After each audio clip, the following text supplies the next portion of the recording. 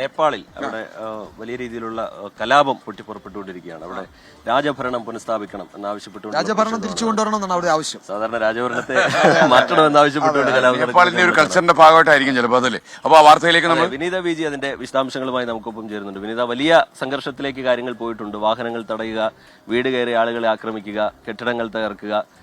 ഇത് ഇന്നിപ്പോഴൊരു ഈ സ്ഥിതിഗതികൾ വിലയിരുത്താൻ ഒരു യോഗം അവരുടെ പ്രധാനമന്ത്രി വിളിച്ചിട്ടുണ്ട്. എന്തൊക്കെ കാര്യങ്ങളാണ് ഭരണകൂടം ആലോചിക്കുന്നത്, സുരക്ഷാ നടപടികൾ എന്നുള്ള നിലയിൽ പ്രതിഷേധക്കാരുടെ നിലപാട് എന്താണ്? ഒടുവിലായി ലഭ്യമാകുന്ന വിവരങ്ങൾ വിനീത.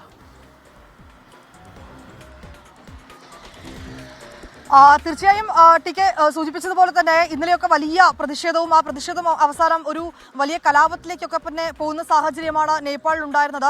കാഠ്മണ്ഡുവിലെ ടിങ്കുനെ, സിനമംഗൽ, ഒപ്പം തന്നെ കൊടേശ്വർ ഉൾപ്പെടെയുള്ള മേഖലകളിൽ ഇപ്പോഴും കർഫ്യൂ തുടരുകയാണ്. ഒപ്പം തന്നെ ഈ സുരക്ഷാ ക്രമീകരണങ്ങളുടെ ഭാഗമായി അവിടെ സൈന്യത്തെ കൂടി വിന്യസിച്ചിട്ടുണ്ട്. പ്രതിഷേധക്കാർ ഏത് നിമിഷവും വീണ്ടും ഒരു പ്രതിഷേധത്തിനുള്ള ഒരു കോപ്പ് കൂട്ടുകയാണെന്ന് തന്നെയാണ് നമുക്ക് അവിടുത്തെ നിലവിലെ സ്ഥിതിഗതികൾ അനുസരിച്ച് മനസ്സിലാക്കാൻ കഴിയുന്നത്. ഇന്നലെ ഈ രാജ്യഭരണം വീണ്ടും പുനഃസ്ഥാപിക്കണമെന്ന് ആവശ്യപ്പെട്ടുകൊണ്ട് ഏതാണ്ട് ആയിരക്കണക്കിന് പ്രതിഷേധക്കാരാണ് ഈ കാഠ്മണ്ഡുവിലെ വിവിധ മേഖലകളിലേക്ക് എത്തുകയും അവർ ശക്തമായ പ്രതിഷേധവുമായി മുന്നോട്ട് പോവുകയും ചെയ്തത്.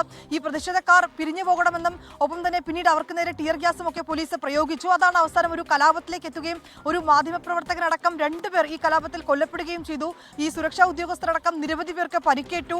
റിജിത്ത് സൂചിപ്പിച്ചതുപോലെ നിരവധി വാഹനങ്ങൾ, വീടുകളൊക്കെ തന്നെ ആക്രമിക്കപ്പെട്ടു. അവിടെ ഇങ്ങനെ വലിയ ഒരു സ്ഥിതിയാണ് ഇപ്പോൾ, ഒരു കലാപാന്തരീക്ഷം തന്നെയാണ് ഇപ്പോഴും നേപ്പാളിൽ തുടരുന്നത്. ഈ സ്ഥിതിഗതികൾ ചർച്ച ചെയ്യുന്നതിനായി നേപ്പാൾ പ്രധാനമന്ത്രി KP ശർമ്മ ഒലി ഇന്ന് അടിയന്തര യോഗം വിളിച്ചിട്ടുണ്ട്. ഈ കൂടുതൽ സുരക്ഷ ഉൾപ്പെടെയുള്ള കാര്യങ്ങൾ അവിടെ ഏർപ്പെടുത്തുന്നതടക്കം ഈ ഇന്നത്തെ യോഗത്തിൽ ചർച്ച ചെയ്യുന്നതിന് തന്നെയാണ് മനസ്സിലാക്കാൻ കഴിയുന്നത്. 2008 അവസാനിപ്പിച്ച രാജ്യഭരണം വീണ്ടും പുനഃസ്ഥാപിക്കണമെന്ന് ആവശ്യപ്പെട്ടുകൊണ്ടായിരുന്നു ഇന്നലെ ഈ പ്രതിഷേധം നടന്നിട്ടുണ്ടായിരുന്നത്. രാജാവ് വരട്ടെ, രാജ്യം രക്ഷിക്കട്ടെ തുടങ്ങിയ മുദ്രാവാക്യങ്ങളായാണ് പ്രതിഷേധക്കാർ എത്തിയിട്ടുണ്ടായിരുന്നത്. എന്താണെങ്കിലും ഇപ്പോൾ നിലവിൽ കർഫ്യൂ ഏർപ്പെടുത്തിയിരിക്കുകയാണ് കാഠ്മണ്ഡുവിലെ ഈ പ്രദേശങ്ങളിലേക്കടക്കം.